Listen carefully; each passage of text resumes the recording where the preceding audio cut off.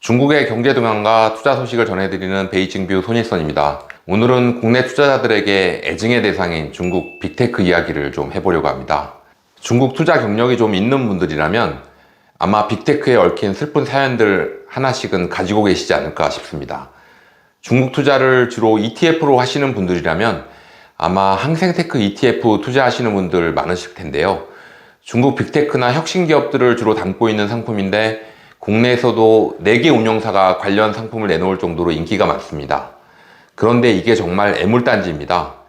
그래프 보시면 가파르게 내리막길을 걷고 있고요. 물을 타고 타도 계속 하락하니까 이제 아예 포기하신 분들도 많으실 것 같습니다. 개별 종목에 직접 투자하시는 분들 중에서는 아마 알리바바나 텐센트 같은 기업들 보유하고 계신 분들 많으실 텐데요. 여기도 성적표가 처참합니다. 2020년에 300달러가 넘던 알리바바 주가는 지금 100불 수준에서 왔다 갔다 하고 있고, 홍콩 달러로 700달러가 넘었던 텐센트도 지금 최고점 대비 반토막이 났습니다. 왜 이렇게 중국 빅테크들 주가가 우울하냐? 이유는 사실 다들 너무나 잘 아실 텐데요. 쉽게 말하면 공산당한테 완전히 찍혔기 때문입니다. 그래서 당연스럽게 빅테크는 공산당과 사이가 안 좋다, 이렇게 생각하시는 분들 꽤 있으실 것 같은데요.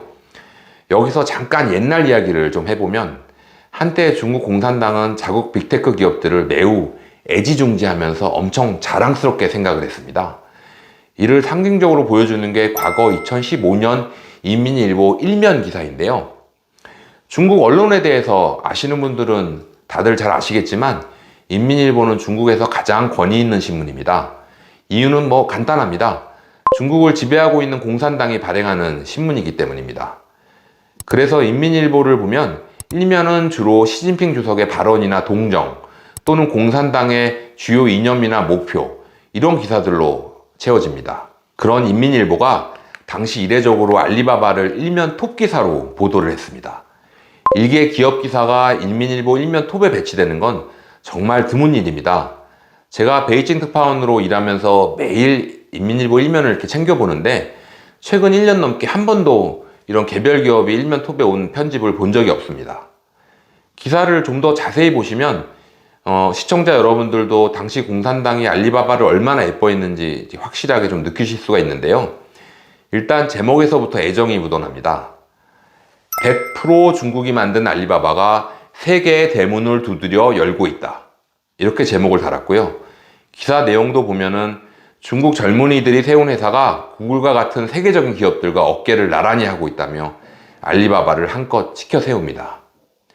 당시만 해도 알리바바와 같은 빅테크는 시진핑 주석이 꿈꾸는 중국몽을 실현시켜줄 핵심 도구로 평가를 받았던 것입니다.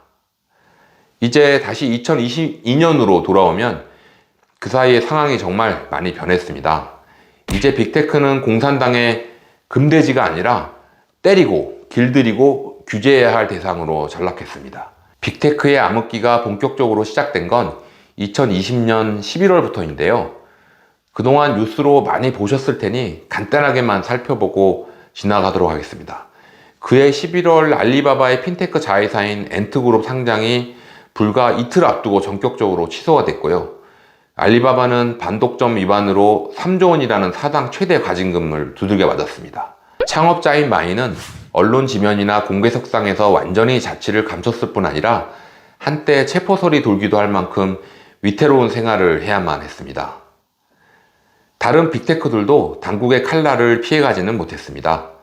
텐센트는 신규 앱 출시를 금지당했고 신규 게임 출시도 허가를 받지 못했습니다.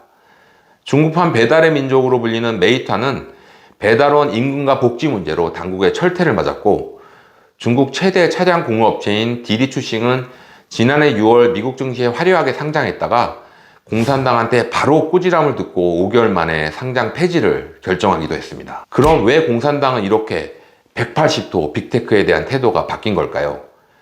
전문가들이 여러 가지 논거를 내면서 분석을 하긴 하지만 사실 정답이 뭔지 정확하게 알 길이 없습니다. 왜냐하면 진짜 정답은 시진핑 주석만 알고 있기 때문입니다. 확실한 건 빅테크들에 대한 시진핑 주석의 생각이 과거와 달리 나쁜 쪽으로 바뀌었다는 겁니다. 이렇게 시진핑 주석이 갑자기 빅테크를 삐딱하게 바라보기 시작하니까 빅테크 기업들의 주가가 밑도 끝도 없이 추락을 했습니다. 공산당 리스크 때문에 중국 투자 못하겠다, 이런 소리가 막 쏟아진 시점도 이때쯤입니다. 그런데 최근 들어 공산당이 다시 변화된 모습을 보여주고 있습니다. 과거처럼 빅테크를 애지중지하는 정도는 아니지만 앞으로 빅테크한테 잘해줄게, 이런 우호적인 발언을 공개적으로 계속 내놓고 있는 겁니다. 대표적인 예를 몇 개만 살펴보겠습니다. 시작의 단초는 지난 3월 열린 공산당 중앙정치국 회의입니다. 거기서 빅테크 개선 문제를 마무리하고 상시적 관리 감독을 강화하겠다, 이런 이야기를 했습니다. 약간 모호하죠? 보다 본격적인 시그널은 시진핑의 경제 책사로 불리는 유어 부총리의 입에서 나왔습니다. 바로 5월 17일인데요.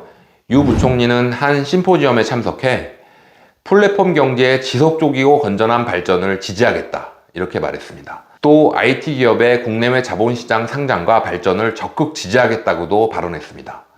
메시지가 보다 분명해진 겁니다. 특히 이 행사에는 중국 주요 IT 기업 CEO들이 대거 참석했다고 하니 그들 면전에서 앞으로 공산당이 달라지겠다고 선언을 한 셈입니다. 당시 파이낸셜 타임즈는 유 부총리의 발언은 빅테크에 대한 중국 정부의 이단 규제가 이제 끝날 시점이 다가왔다는 희망을 갖게 했다, 이렇게 전하기도 했습니다. 6월 초에는 중국의 저명한 경제학자가 빅테크에 대한 정부의 규제가 사실상 끝났다는 분석을 제기해서 눈길을 끌었습니다. 중국 중앙은행인 인민은행 통화정책위원을 지낸 이다오쿠이 칭하대 교수는 행사장 스피치에서 당국의 빅테크 규제 폭풍이 거의 종료된 상태라고 이렇게 말했는데요. 그 이유에 대해서는 이렇게 설명을 했습니다. 빅테크들의 중국 내 정치적 영향력은 제로가 됐고 이로 인해 중국 고위층의 우려도 해소됐다. 쉽게 풀어보면 이제는 빅테크가 공산당 권위에 위협적이지 않게 됐으며 이제 공산당이 더 이상 빅테크에 매를 들지 않을 것이다, 이 정도로 해석이 됩니다.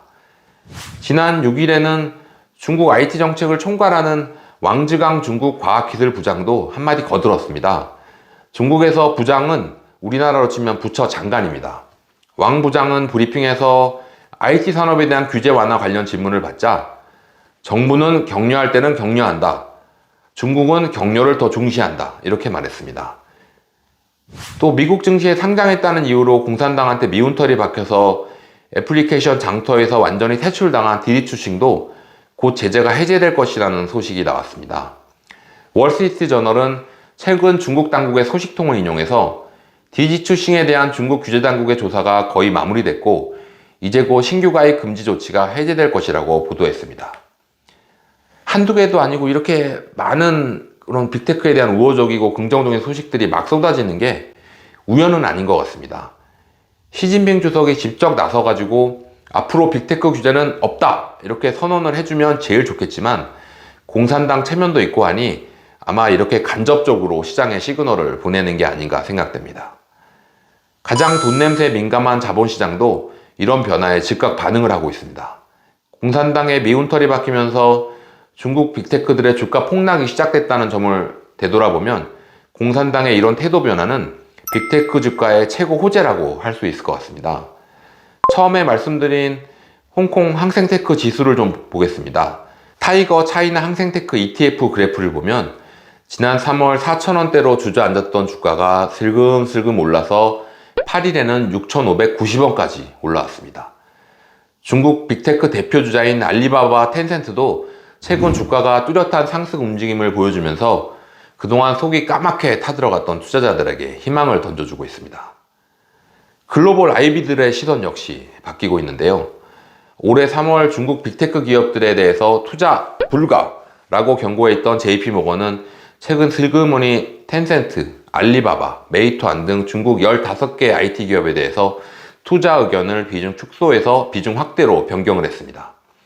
모건 스탠리도 펀더멘탈은 튼튼하지만 그동안 규제 공포로 주가가 급락했던 빅테크 종목에 관심을 둘 필요가 있다는 보고서를 내기도 했습니다. 이 같은 공산당의 변화는 당분간 계속될 것이라는 분석이 나오고 있습니다. 코로나19 확산, 도시 봉쇄 등으로 중국 경제가 직격탄을 맞은 상황에서 빅테크 기업들마저 고꾸라지면은 중국 경제의 충격이 더 커질 수밖에 없기 때문입니다. 개인적으로는 어떤 실업률도 큰 고려사항 중 하나가 아니었을까 생각이 됩니다.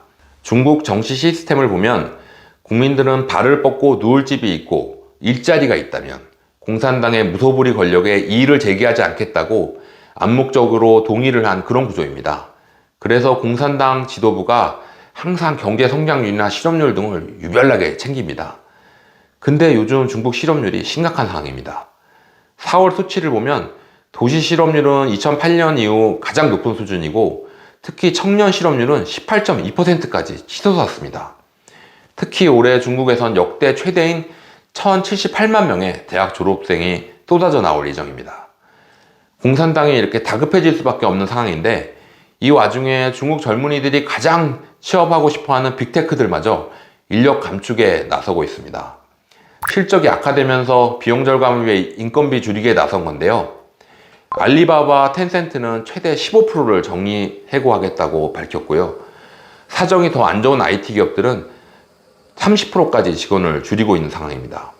공산당 입장에서는 빅테크들에게 당근을 줄 테니 최대한 고용 확대에 나서달라고 주문을 해야 하는 상황이라고 볼 수 있습니다. 제가 오늘 중국 빅테크에 대해서 너무 희망적인 이야기들을 많이 한 것 같은데 역시 마지막은 빅테크 투자의 리스크 이야기로 마무리를 해야 할 것 같습니다.